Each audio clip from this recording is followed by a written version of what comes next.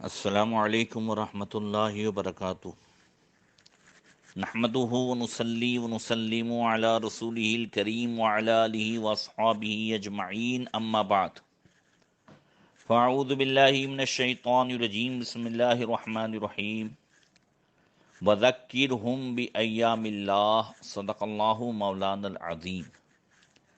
درود شریف پڑھیں، اللہم صلی علی سیدنا مولانا محمد معدن الجود والکرم وآلہ وصحبہ وبارک وسلم۔ محترم سامعین، سفر المظفر مہینے کی شروعات ہو چکی ہے، جس کی 4 تاریخ شہنشاہ سورت حضرت سیدنا جمال الدین خواجہ دانہ نقشبندی رحمۃ اللہ تعالی علیہ کے عرس کی تاریخ ہے، لہذا 2 پارٹ میں ان کے حوالے سے کچھ گفتگو کرنے کی کوشش کروں گا۔ اللہ تبارک و تعالی ہمیں ان کے فیضان سے مالا مال فرمائے۔ قطب العارفین حضرت سیدنا خواجہ دانہ رحمۃ اللہ تعالی علیہ ایران کے شہر خوارزمی کے ایک گاؤں جنوق میں سن ہجری 898 میں پیدا ہوئے۔ خواجہ دانہ کے والد گرامی حضرت خواجہ سید بادشاہ پردہ پوش رحمۃ اللہ تعالی علیہ، جو اپنے وقت کے بہت بڑے صوفی اور ولی کامل تھے، اور ان کے والد یعنی خواجہ دانہ کے دادا حضرت سید اسماعیل رحمۃ اللہ تعالی علیہ، یہ روحانیت اور تصوف میں بہت بلند مقام رکھتے تھے۔ ان کے مریدوں کی تعداد بھی بہت تھی۔ دور دراز علاقوں سے طالبان حق حضرت خواجہ بادشاہ پردہ پوش کے پاس آتے اور علم و معرفت سے سیر ہو کر واپس جاتے۔ حضرت خواجہ دانہ رحمۃ اللہ تعالی علیہ جب پیدا ہوئے تو آپ کے والد حضرت بادشاہ پردہ پوش نے ان کے کان میں اذان و اقامت پڑھی اور آپ کا نام سید جمال الدین رکھا۔ کچھ دنوں کے بعد خواجہ بادشاہ پردہ پوش نے اپنی اہلیہ سے فرمایا کہ ہم نے بچے کا نام جمال الدین تو رکھ دیا ہے، مگر مجھے معلوم ہوا ہے کہ یہ بچہ عقل مند اور دانائے راز اور علم و ہنر کا پیکر ہوگا، اس لیے اس کے نام کے ساتھ لفظ دانہ کا اضافہ کر رہا ہوں۔ چنانچہ اس کے بعد ہی سے یہ بچہ جمال الدین دانہ کے نام سے یاد کیا جانے لگا، اور انہی کو ہم اور آپ حضرت خواجہ دانہ رحمۃ اللہ تعالی علیہ سے یاد کرتے ہیں۔ سورت کا جیسے ہی نام آئے تو حضرت خواجہ دانہ رحمۃ اللہ تعالی علیہ کا نام بالکل ابھر کر سامنے آتا ہے۔ حضرت خواجہ دانہ رحمۃ اللہ تعالی علیہ کے دادا حضرت خواجہ سید اسماعیل رحمۃ اللہ تعالی علیہ اپنے زمانے کے علماء کبار اور بڑے اولیاء میں شمار کیے جاتے تھے، اور جنوق میں سیدوں کے خاندان کی سرپرستی بھی آپ ہی کو حاصل تھی۔ آپ کی والدہ ماجدہ بھی ایک نیک خاتون تھی اور شہزادی تھی۔ حضرت خواجہ دانہ رحمۃ اللہ تعالی علیہ کا خاندان اتنا مقتدر تھا کہ چغتائی بادشاہ سلطان حسین مرزا، ابراہیم حسین مرزا، شیخ مرزا وغیرہ نے عقیدت کی وجہ سے اپنی بیٹیاں اس خاندان میں عطا فرمائی تھی۔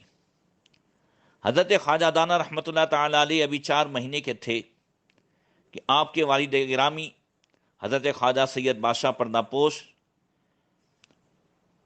ایران کے بادشاہ اسماعیل صفوی جو شیعہ تھا اس سے جنگ کرتے ہوئے شہید ہوئے، اور آپ کی والدہ ماجدہ خواجہ دانہ کی وہ اپنے شوہر کی جدائی برداشت نہ کر سکی، بیمار ہو گئی، اور اسی عالم میں اور اسی غم میں بچپن ہی کے ایام میں حضرت خواجہ دانہ کی والدہ کا بھی انتقال ہو گیا۔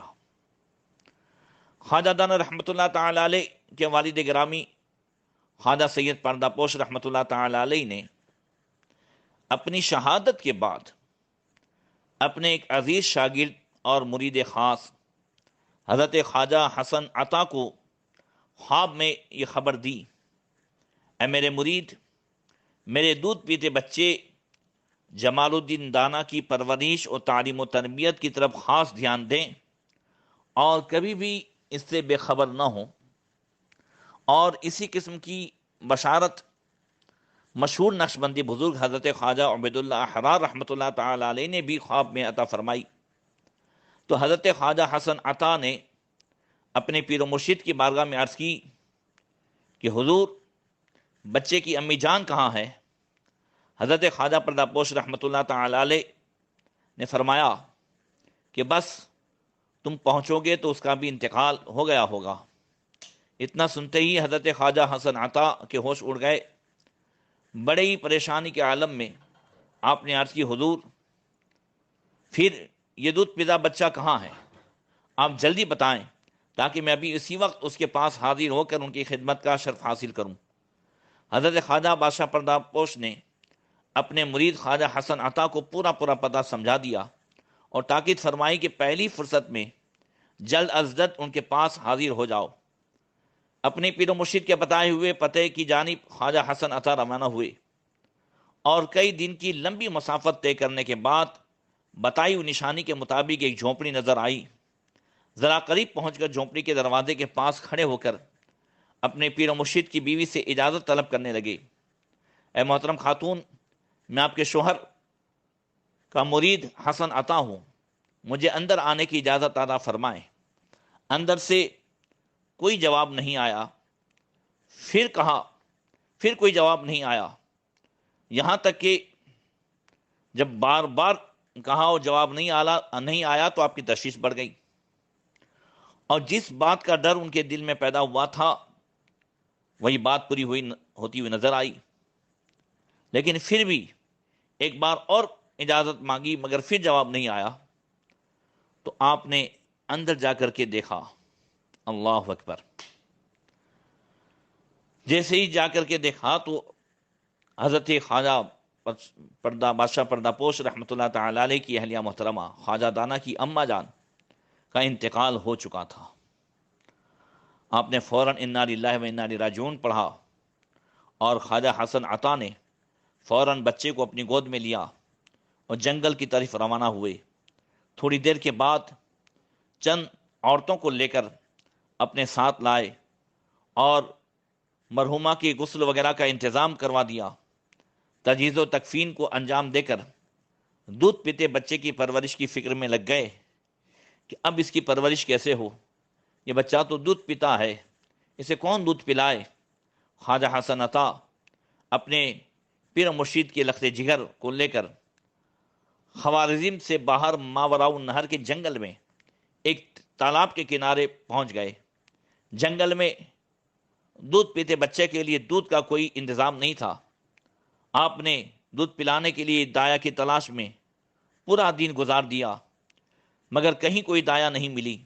جب بالکل مایوس ہو گئے تو مجبوراً اللہ تعالیٰ کی بارگاہ میں اپنی پیشانی کو جھکا کر دعا کی، اے پروردگار عالم، تو مسبب الاسباب ہے، تو ہی رزاق ہے، اس بچے کی نگہداشت میرے ذمہ ہے اور تو جانتا ہے کہ اس بچے کو دودھ کی ضرورت ہے، اس لیے اے میرے مولا اس بچے کے لیے دودھ کا انتظام فرما دے۔ میں نے دایا کی تلاش کی لیکن نہ مل سکی، اب تیرا ہی سہارا ہے۔ دعا مانگنے کے بعد حضرت خواجہ حسن عطا رحمۃ اللہ تعالی علیہ واپس اس مقام پر آئے جہاں حضرت خواجہ دانا کو چھوڑ گئے تھے۔ ابھی کچھ ہی فاصلے پر تھے تو کیا دیکھتے ہیں کہ کوئی خطرناک جانور حضرت خواجہ دانا کو کھا رہا ہے۔ آپ جلدی جلدی قدم بڑھاتے ہوئے خواجہ دانا کے پاس پہنچے تو یہ منظر دیکھ کر بہت تعجب میں پڑ گئے کہ ایک لولی ہرنی حضرت خواجہ دانا کو دودھ پلا رہی ہے۔ حضرت خواجہ حسن عطا فوراً سجدہ ہو گئے، اللہ کا شکر ادا کیا اور کہا کہ یہ سب غیبی انتظام اللہ تعالیٰ کی جانب سے ہے۔ اس ہرنی کا اب روزانہ کا معمول تھا کہ صبح و شام اپنے وقت مقررہ پر آتی اور حضرت خواجہ دانا کو دودھ پلا کر چلی جاتی۔ یہ سلسلہ حضرت خواجہ دانا کی دودھ پینے کی عمر تک جاری رہا۔ جیسے ہی دودھ پینے کا زمانہ ختم ہوا تو آپ کا گزر بسر جو ہے جنگل کے پھل پھول اور پتوں پر ہونے لگا۔ اسی طرح آپ کی عمر 12 سال ہو گئی۔ حضرت خواجہ دانا رحمۃ اللہ تعالی علیہ کبھی کبھی فرماتے تھے، آپ کے صاحبزادے خواجہ ابو القاسم فرماتے ہیں کہ آپ فرماتے مجھے جو مزہ جنگل کے گھاس پھوس میں آتا تھا وہ مزہ ان مرکن غذاؤں میں بھی نہیں ملتا۔ اللہ اکبر۔ خواجہ سید حسن عطا رحمۃ اللہ تعالی علیہ اپنے پیر مرشد کے یہ صاحبزادے خواجہ دانا کو 12 سال کی عمر تک تعلیم و تربیت سے آراستہ کرتے رہے، اور جب ان کے انتقال کا وقت قریب آیا تو جنگل میں سے ایک ہاتھ لمبی لکڑی لائی جو عصا کا کام انجام دے سکے، اور خرقہ مبارکہ دونوں حضرت خواجہ دانا رحمۃ اللہ تعالی علیہ کو عطا فرمایا، اور خلافت و اجازت عطا فرمانے کے بعد ان الفاظ کے ساتھ نصیحت فرمائی: اے میرے فرزند، اے میرے پیارے عزیز کامل بزرگ کے سچے اور کامل خلیفہ، میں جو نصیحت کر رہا ہوں اسے غور سے سننا، اور اس کو یاد رکھنا کہ یہ دنیا مکر و فریب اور فتنہ و فساد کی جگہ ہے۔ یہ ایک مسافر خانہ ہے، یہاں جو بھی آتا ہے اسے ایک نہ ایک دن جانا ہے، نہ کوئی رہا اور نہ رہے گا۔ یہ بڑی بے وفا ہے، اس نے کسی کے ساتھ وفا نہیں کی۔ اے میرے دانا بیٹے، موت کا مزہ ہر زیرو کو چکھنا ہے، موت سے کسی کو بھی جو ہے رستگاری نہیں ہے، موت کا کڑوا گھونٹ ہر ایک کو پینا ہے، اس سے بچ کر کوئی بھی کہیں بھی جا نہیں سکتا۔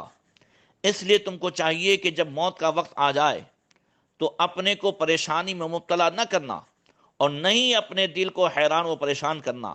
اتنا فرما کر حضرت خواجہ حسن عطا کی حالت اچانک خراب ہو گئی۔